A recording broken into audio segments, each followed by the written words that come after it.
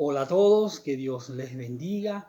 Hoy quisiera compartir con ustedes un pequeño y no tan pequeño estudio de la palabra de Dios, desarrollada del Evangelio de San Lucas, capítulo 15, versículo 11 al 24. Y es una historia la que nos cuenta en ese pasaje nuestro Señor Jesucristo. Una historia muy conocida, es una historia que ha recorrido el mundo y también es una historia con la cual nosotros nos hemos identificado tantas veces en nuestro vivir diario.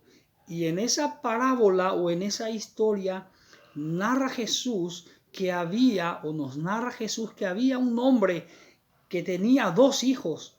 El menor de todos va junto al padre y le pide por adelantado todo lo que le correspondía por herencia. Me imagino al padre sorprendido por la petición del hijo menor, pero a pesar de todo, a pesar de ese pedido, el padre consiente en brindarle, en darle todo lo que le correspondía a este hijo por herencia.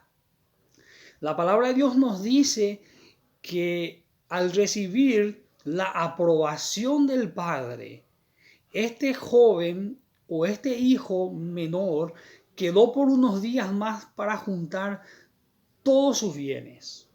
Me imagino a sus padres en ese tiempo tratando de convencer al hijo para que no salga del hogar, para que no se marche del hogar. Me imagino que habrán tratado de convencer, habrán dialogado con él para que recapacite. Pero no, la palabra de Dios nos dice que cuando este hijo junta todo lo que le correspondía a este joven, se marcha a una provincia que estaba muy apartada de la ciudad de donde él salió. Y fue en esa provincia donde él comenzó a malgastar todos sus bienes. La palabra de Dios nos dice que fue en esa provincia que él vivió perdidamente. Y la palabra perdidamente significa disoluto. Y la palabra disoluto alude a un estilo de vida vergonzoso y vicioso. Y en esa provincia fue donde el hijo menor vivió de una manera viciosa y vergonzosa. Me imagino que con el poder económico que tenía, habrá organizado fiestas, habrá comprado bebidas, habrá contratado mujeres que vendían su cuerpo.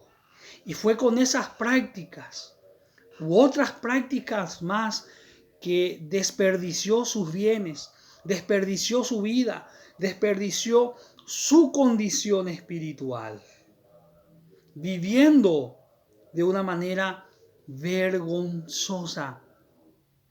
Y de esa manera comenzó a corromper su vida. Y la palabra de Dios nos dice que más adelante comenzó a faltarle a este joven. De tenerlo todo a perderlo todo. Comenzó a faltarle. Ya no tenía más que comer. Y va junto a un hombre de la provincia y le pide trabajo, y este hombre le manda a cuidar los cerdos.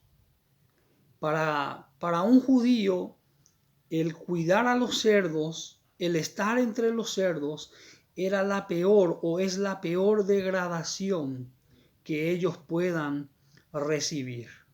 ¿Por qué? Porque los judíos tienen por animales impuros a los cerdos. Y este joven tenía que cuidar a los cerdos, estar entre los cerdos, limpiar a los cerdos, alimentar a los cerdos. Ya consiguió trabajo.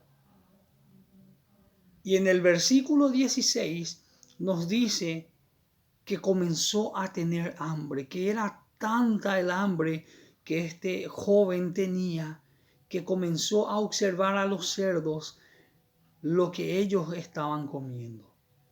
Y vio que estaban comiendo algarrobas. Y él pidió, suplicó para que los trabajadores le den las algarrobas de los cerdos para que él pueda satisfacer su necesidad natural. Pero nadie le daba. Nadie le dio ni siquiera las algarrobas de los cerdos. Y esta era su nueva condición. Estar en la miseria, estar entre los cerdos y observar lo bajo que había caído.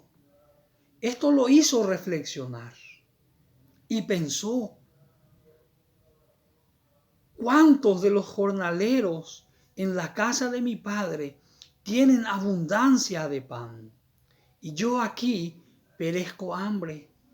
Volveré a mi casa y le diré a mi padre, Padre, he pecado contra el cielo y contra ti. Ahora, ¿por qué este joven menciona o dice que pecó contra el cielo y contra su padre? Contra el cielo o contra Dios, ¿por qué? Porque vivió de una manera vergonzosa, de una manera viciosa, dejando de lado los mandamientos de Dios, dejando de lado las leyes espirituales establecidas por Dios. Ahora, ¿por qué contra su padre? Pidió lo que le correspondía por herencia. Fue una petición o un pedido muy ofensivo. Adelantó la muerte de su padre. Y al partir de su hogar o al salir de su hogar, este joven dejó de honrar con sus actos vergonzosos a su padre. Y todo eso lo hizo reflexionar y dijo, volveré a mi casa de donde nunca tenía que haber salido. Y este joven emprende el viaje. Y me imagino que cuando iba acercándose a la casa de su padre, le habrán venido pensamientos de cómo iba a reaccionar su padre, de que si lo iba a recibir, de que si iba a ser un jornalero más o si lo iba a recibir nuevamente como hijo. Y las emociones crecían cada vez que él iba acercándose a su hogar. Y la palabra de Dios nos dice que cuando este joven iba acercándose a su hogar, su padre lo vio de lejos y fue movido a misericordia. Y ya no era el hijo acercándose al hogar, ya no era el hijo acercándose hacia el padre, sino ya era el padre corriendo hacia su hijo. Y cuando lo tuvo de frente, lo abrazó y lo besó. Tanto tiempo habrá esperado el regreso de su hijo. Pero ahí lo tenía, sin ninguna palabra de amonestación, sin ninguna palabra de condenación. Este padre observa a su hijo y tal vez ve la condición en la cual se encontraba. Me imagino el aspecto del hijo, el olor del hijo. Y eso conmovió al padre y dice a sus trabajadores, vayan y hagamos fiesta, organicemos una fiesta con lo mejor que tenemos, pero antes cámbienle las vestiduras a mi hijo. Y este hijo recibe el perdón de su padre. Recibe la misericordia de su padre. Y le cambian las vestiduras. Ahora, nosotros como personas, como hijos de Dios, tantas veces nos hemos alejado del corazón de Dios. por diversas circunstancias, hemos decidido caminar nuestro propio camino, guiado bajo nuestra voluntad, no bajo la voluntad de Dios. Y hemos entrado en la agonía espiritual.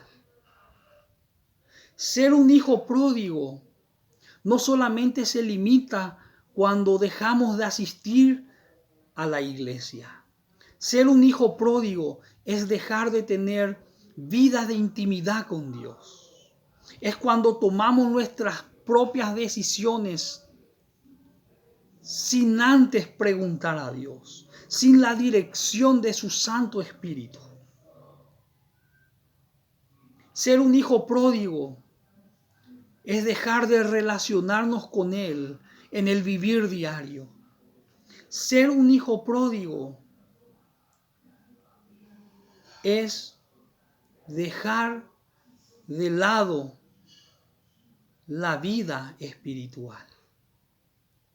Hoy te invito a que te autoanalices y puedas ver tu condición.